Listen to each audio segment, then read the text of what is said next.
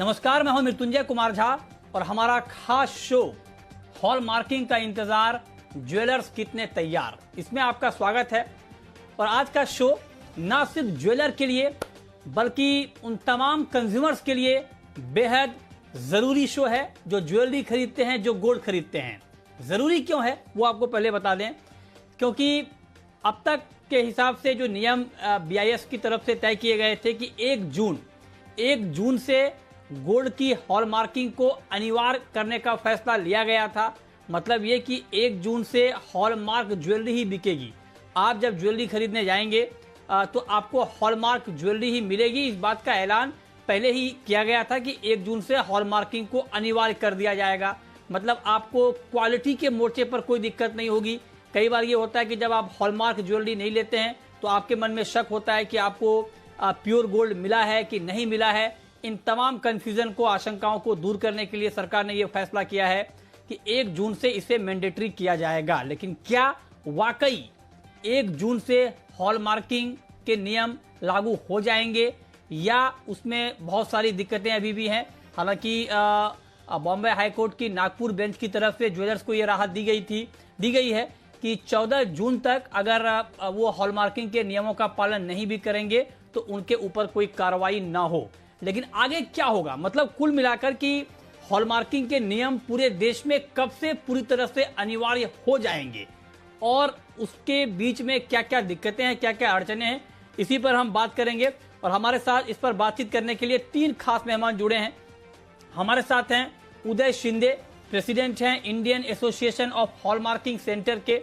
हमारे साथ आशीष पेठे हैं, चेयरमैन हैं जेम्स एंड ज्वेलरी काउंसिल के। और नितिन खंडेलवाल हैं, MD हैं खंडेलवाल ज्वेलर्स के, लगातार इस मुद्दे पर मुखर रहे हैं। आप तीनों का बहुत बहुत स्वागत है। मेरा सबसे पहला सवाल उदय शिंदे जी आपसे, पहले न्यूज फिर व्यूज। तो मैं आपसे न्यूज ये जानना चाहता हूं कि क्या 1 जून से देश भर में हॉलमार्किंग अनिवार्य होने जा रहा है? जो सरकार से हमें जानकारी प्राप्त हुई है उसके हिसाब से 1 जून की तारीख अभी तक पक्की है। इसमें कोई बदलाव की कोई भी सूचना हमें सरकार की तरफ से नहीं मिली।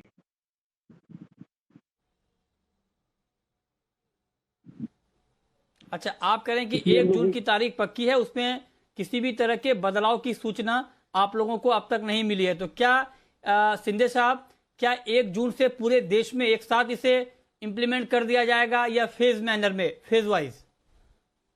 नहीं सर, ये कानून के रूप में आ रहा है तो फेज वाइज तो होने की कोई संभावना नहीं है। जब भी यह लागू होगा पूरे देश में एक ही समय, एक ही दिन, एक ही साथ लागू होगा।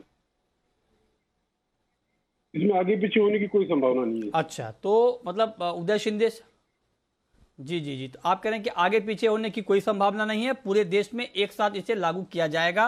और आप कह रहे हैं कि 1 जून की तारीख बदलने को लेकर अब तक कोई कम्युनिकेशन नहीं है। तो मतलब आप ये मानकर चल रहे हैं कि 1 जून से ये लागू हो रहा है। लेकिन आशीष पेठे जी, आप जेम्स एंड ज्वेलरी काउंसिल के चेयरमैन हैं, आपके बहुत सारे मेंबर हैं, देश में ज्वेलर्स हैं। क्या आपके ज्वेलर्स तैयार हैं 1 जून से हॉलमार्किंग शुरू करने को लेकर? नमस्ते मृत्युंजय जी और सब पैनलिस्ट को नमस्कार। सर, हमारे ज्वेलर्स मानसिक रूप से तैयार है, लेकिन जो ये कायदा लागू करने के लिए जो इंफ्रास्ट्रक्चर की ज़रूरत है या मूलभूत सुविधाएं होने की ज़रूरत है वो है नहीं। इसी लिहाज से ज्वेलर्स तैयार नहीं है। और यही बात हमने BIS को भी कही है, हमने सरकार को भी कही है। और इसी मामले को लेके हमने रिट भी दायर की थी कि 1 जून को अगर ये करंट प्रारूप में अगर ये हो जाता है तो बहुत बड़ी तकलीफ होगी, लाखों ज्वेलर्स का काम धंधा बंद हो जाएगा। तो मुझे ये लगता है सरकार हमें पॉजिटिवली सुन रही है और अगले कुछ दिनों में कुछ पॉजिटिव न्यूज़ आने की संभावना है। अच्छा, तो मतलब एक तरफ उदय शिंदे साहब हैं जो कि हॉलमार्किंग एसोसिएशन के प्रेसिडेंट हैं, वो ये कह रहे हैं कि अब तक कोई कम्युनिकेशन नहीं हुआ है कि 1 जून से नहीं होगा लागू। लेकिन आप कह रहे हैं कि ज्वेलर्स तैयार नहीं है, बहुत सारी दिक्कतें हैं और आपको उम्मीद है कि अगले कुछ दिनों में कम्युनिकेशन सरकार की तरफ से हो जाएगा कि 1 जून की तारीख को हम आगे बढ़ा रहे हैं। लेकिन मैं आपसे ये समझना चाहता हूं आशीष पेठे जी, लेकिन चलिए मैं आपके पास आऊँगा। लेकिन आशीष पेठे जी, आप मुझे ये बताएं कि एक तरफ तो 1 जून से तैयारी हो रही है, आप लोग कह रहे हैं कि तैयार नहीं है। अगर सरकार इस तारीख को नहीं बढ़ाती है तब आप लोग क्या करेंगे? 1 जून से क्या ज्वेलरी का कारोबार चलेगा, नहीं चलेगा? जैसे कि हमें ऑनरेबल हाई कोर्ट ने ये प्रोटेक्शन दिया है कि 14 जून तक किसी भी ज्वेलर पर बीआईएस या सरकार कोई भी कोर्सिव एक्शन नहीं ले सकती। तो अगर 1 जून को सरकार हमारी बात नहीं मानती है तो देश में बहुत सारे ऐसे संगठन हैं वो रिट करने की तैयारी में है। हमने कहा है कि रुको, सरकार पॉजिटिव है, अभी आप इस पे एक्शन मत लीजिए। और अगर आप जैसे कहते हैं कि सरकार ने नहीं माना और 1 तारीख को हो जाता है तो 14 तारीख को जो हमारा नेक्स्ट हियरिंग होगा उसमें हमारे आगे के विकल्प उसके लिए तैयार है, हम खुले हैं। लेकिन मैं आपको एक शॉर्ट चीज़ बताता हूँ कि अगर इंफ्रास्ट्रक्चर नहीं है तो लागू करना कैसे डिफिकल्ट है। क्योंकि अगर मैं कहता हूँ कि हर एक को कोविड का वैक्सीन लेना ज़रूरी है, लेकिन वो उसके डिस्ट्रिक्ट में वैक्सीन का सेंटर ही नहीं है, तो कैसे ले सकेगा? It is similar to that. अगर 67% डिस्ट्रिक्ट में हॉलमार्क सेंटर नहीं है तो वो छोटा ज्वेलर कैसे हॉलमार्क करेगा और कैसे 1 तारीख से अपना बिजनेस करेगा? उसको तो बिजनेस बंद करना पड़ेगा।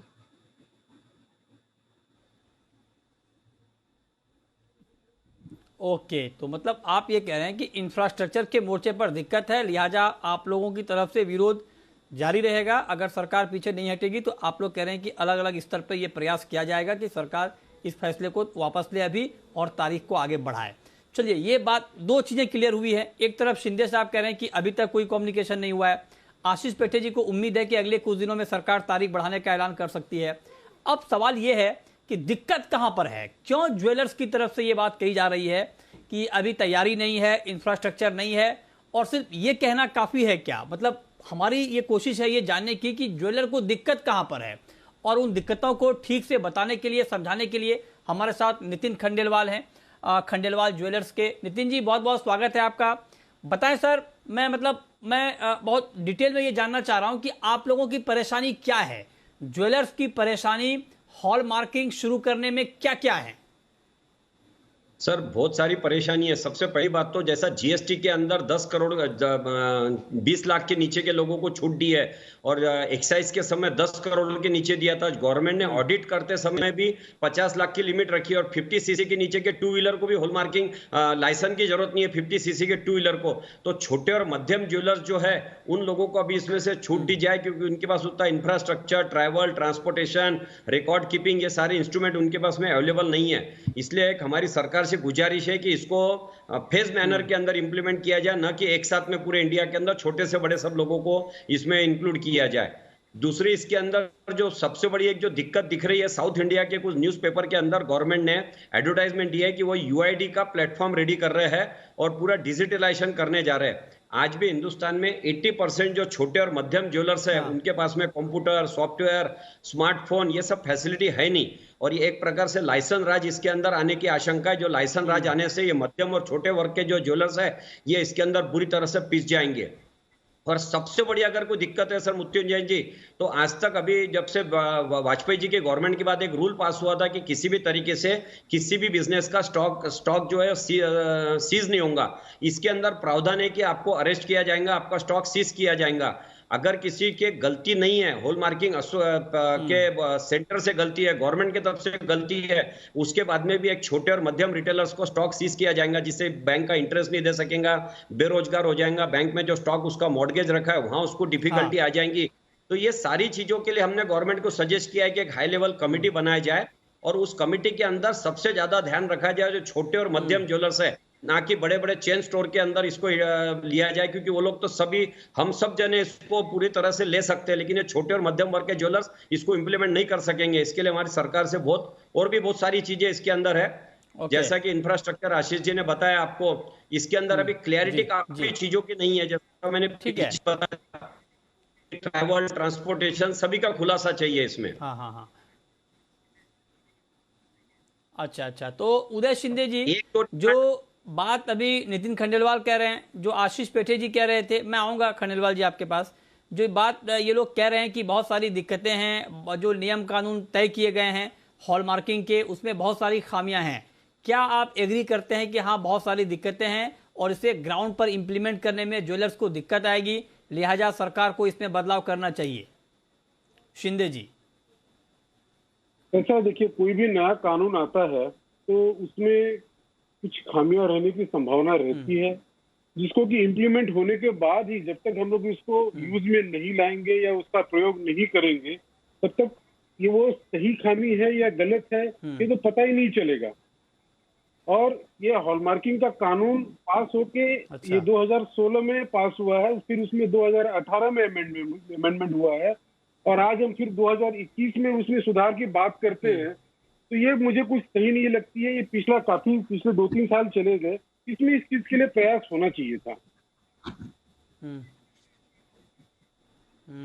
कानून जब लागू पेठे जी, होगा उसमें कुछ क्या खामियां ये रहेगी बात तो ठीक है धीरे-धीरे क्या दूर कि होते हैं। 5 साल से के अंदर गवर्नमेंट जो पेठे है ना, जी, क्या ये केवल बात ठीक है क्या कि 5 साल से हॉलमार्किंग की बात हो रही है? जी जी, मैं आऊंगा सर, नितिन जी, आऊंगा। पेठे जी, मैं आपसे नितिन- समझना चाहता हूँ, 5 साल से बस ये बात चल रही है हॉलमार्किंग को लेकर के, तो अब तक ये सारे मुद्दे क्यों नहीं उठाए गए?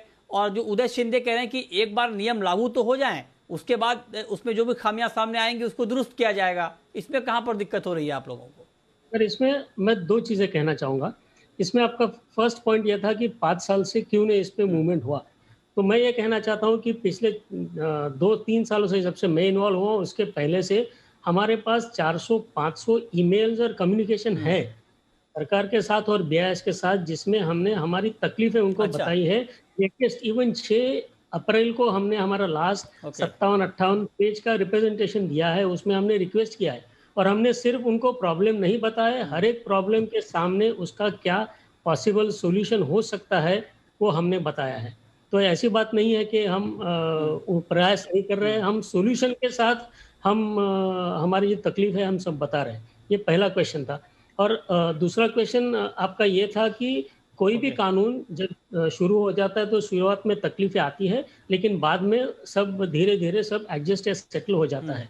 लेकिन जैसे नितिन जी ने सही कहा कि जीएसटी का कानून हो या एक्साइज का कानून हो, जिसमें एक थ्रेशोल्ड लिमिट रखा गया था, जैसे कि 10 करोड़ था या 20 या 40 करोड़ था, जहाँ पे आपको रजिस्ट्रेशन लेना ज़रूरी नहीं है।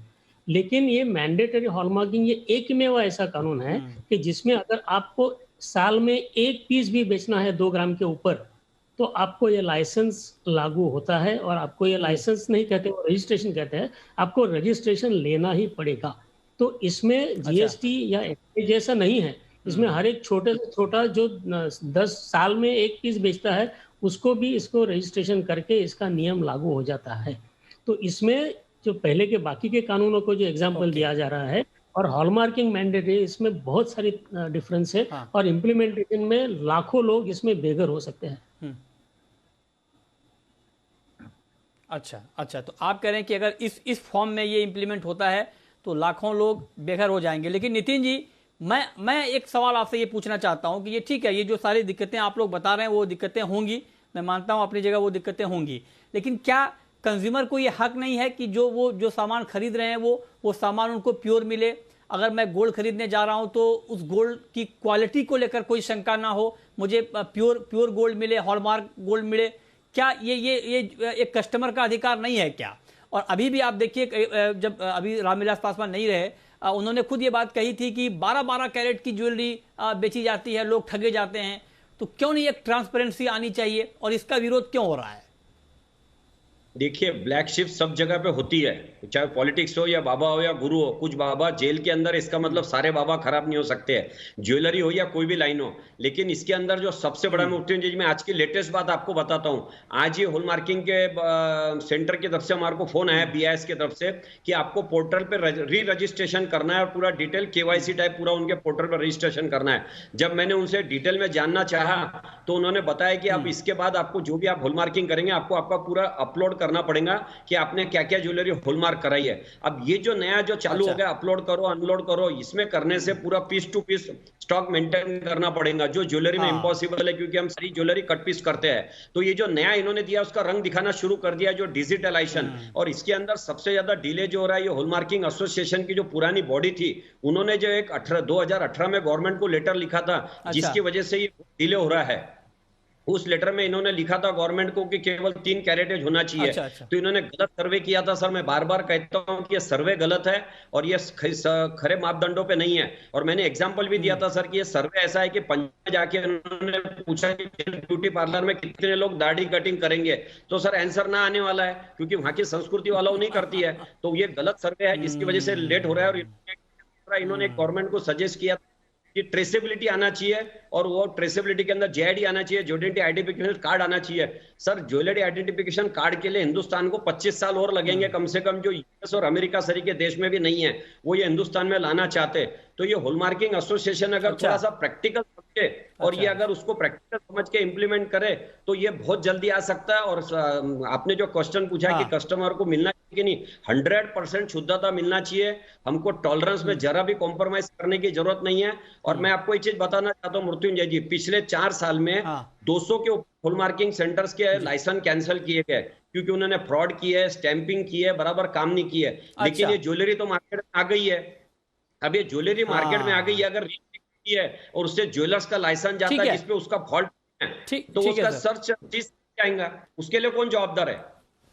ये हॉलमार्किंग सेंटर गवर्नमेंट के आर्म से, उनमें तो गड़बड़ी है। तो ये कायदा जो बात हाँ नहीं जो मुद्दे आपने उठाए, जो मुद्दे आपने उठाए वो मुद्दे बिल्कुल उसके ऊपर चर्चा होनी चाहिए। उदय शिंदे जी, अब मेरा आपसे सवाल होगा सर कि क्या आपको लगता है कि जो जिस नियम के तहत हॉलमार्किंग को मैंडेटरी करने की बात हो रही है उसमें क्या ये दिक्कत नहीं है क्या? क्योंकि देश भर में छोटी जगहों में आपके सेंटर नहीं है हॉलमार्किंग के, वहां पर आप कैसे लागू करेंगे इसे? तो क्या वहां पर दिक्कत नहीं आएगी? और दूसरी बात, जो बात नितिन खंडेलवाल कह रहे हैं कि आप कहते हैं कि कंप्यूटर पे अपलोड करें, क्या छोटी जगहों में ज्वेलर इतने इक्विप्ड हैं क्या, इतने टेक्नोक्रेट हैं क्या कि वो कंप्यूटर पे सारा डिटेल अपलोड कर देंगे, डाउनलोड कर देंगे, अपलोड कर देंगे? ये सारी दिक्कतें नहीं आएंगी क्या? दूसरी बात कि 22 कैरेट, 18 कैरेट और 14 कैरेट की ज्वेलरी बिकेगी, तो 20 कैरेट और 23 कैरेट की ज्वेलरी क्यों नहीं बिकेगी? इसको लेकर आप लोगों ने कहां सर्वे किया? और आपको नहीं लगता कि आपके एसोसिएशन ने भी गलत फीडबैक दिया है और उस वजह से भी देरी हो रही है?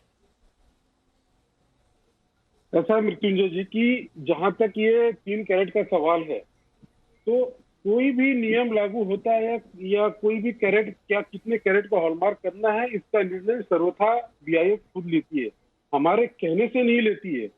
जो भी सर्वे कराया गया था वो बीआईएस की ओर से कराया गया था। उन्होंने उस समय जो भी ज्वेलरी हॉलमार्क हुई थी वो उसका पूरा डाटा सारे सेंटर के पास था, जो मंगाया, और बीआईएस ने हमसे डाटा मांगने के बाद हम उनको देने के लिए बाध्य हैं नियमों के तहत, हम उनको मना नहीं कर सकते।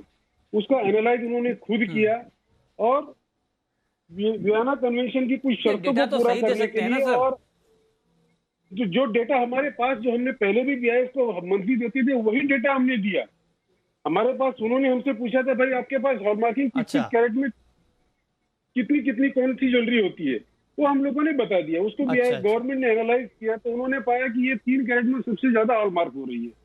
तो ये जो निर्णय लिया गया, ठीक है शिंदे जी, मैं एक बात आपसे पूछना चाहता हूं। ठीक है शिंदे जी, मैं एक बात आपसे पूछना चाहता हूं सर, इस वक्त देश में एक साथ हॉलमार्किंग शुरू करने के लिए कितने हॉलमार्किंग सेंटर होने चाहिए ताकि पूरे देश में एक साथ हॉलमार्किंग शुरू हो जाए? कितने चाहिए और कितने हैं, ये जरा आंकड़ा बताएं सर आप। देखिए, एक मैं सामने सत्य बात आपके रखूंगा। अभी पिछले सप्ताह ही बीआईएस ने हम सारे सेंटर से एक डाटा मंगवाया था, और उस डाटा के हिसाब से उसमें उन्होंने पूछा था हमारी इंस्टॉल्ड कैपेसिटी के बारे में और हमने कितना काम किया। उसको एनालाइज करने के बाद पता चला कि हमारी जो इंस्टॉल्ड कैपेसिटी है 950 सेंटर्स की, उस सेंटर का कैपेसिटी के सिर्फ हमें 23 से 24% फिलहाल इस वक्त काम मिल रहा है। और मैंडेटरी होने के बाद इसमें बदलाव हो के ये 50% तक हो सकता है। उसके बाद भी हमारी कैपेसिटी जो 50% हमारी रिजर्व रह जाएगी। जहां तक सेंटर कई शहरों में नहीं है, ऐसी भी बात मतलब आप ये कह रहे हैं। बोलिए सर। जी बोले। नहीं बोले, आप क्या कह रहे हैं? शहरों में सेंटर को लेकर, कई शहरों में सेंटर नहीं है, ये बात भी कही जा रही है। मैं इस बात को मानता भी हूँ कि जो मतलब भौगोलिक दृष्टि से जो वितरण होना चाहिए हॉलमार्किंग सेंटर का नहीं है, लेकिन साथ में हमें इस चीज को देखना पड़ेगा कि इस ज्वेलरी इंडस्ट्री को चलने के लिए जो हमें कच्चा माल, मतलब प्योर सोना जो लगता है, वो सिर्फ देश के 15 से 20 शहरों में इंपोर्ट किया जाता है, और उन 20 शहरों से पूरे देश को वितरित होता है। तो क्या हॉलमार्किंग के साथ ऐसा कुछ हम लोग प्रयोग ज्वेलर्स एसोसिएशन और हम लोग और क्या साथ में आके ऐसी कुछ कोशिश जरूर कर सकते हैं, और जो भी प्रयास होगा उसमें हमारा पूरा पूरा सहयोग रहेगा, क्योंकि जो हमारा कस्टमर ज्वेलर्स है ओके, और ठीक उनकी है। सुविधा को देखना कि हमारा काम। ठीक है, ठीक है, मतलब आप ये कह रहे हैं कि क्षमता तो है, उसको थोड़ा सा और बढ़ाना होगा। और हम ये बात कर रहे हैं कि क्या हॉलमार्किंग के नियम लागू हो पाएंगे 1 जून से या नहीं हो पाएंगे। लेकिन आशीष पेठे जी, आप बताएं जरा कि इस तरह से जो जो मुद्दे आप लोग उठा रहे हैं और जो दिक्कतें शिंदे जी बता रहे हैं, तो इस तरह से तो सर ये मामला बहुत लंबा चला जाएगा और फिर ये कभी इम्प्लीमेंट हो नहीं पाएगा। 5 साल से बातचीत चल रही है, रास्ता क्या हो, क्या बीच का रास्ता निकाला जाए ताकि जल्द से जल्द हॉलमार्किंग के नियम पूरे देश में लागू हो जाएं। आपका सुझाव क्या होगा इसको लेकर? मृत्युंजय जी, आपका सवाल का जवाब देने के पहले मैं 2 चीज़ें कहना चाहूँगा। जो शिंदे साहब ने कहा कि उनकी 20% कैपेसिटी पे वो काम कर रहे हैं, तो उसके सिमिलर मैं एग्जांपल देना चाहूँगा। आज की तारीख में इंडिया में ऑक्सीजन की कमी नहीं है। ईस्ट इंडिया में खूब सारा ऑक्सीजन बनता है, या बहुत सारे प्लांट्स में खूब सारा ऑक्सीजन बनता है, लेकिन जहाँ वो चाहिए वहाँ पे वो पहुँच नहीं पाता है।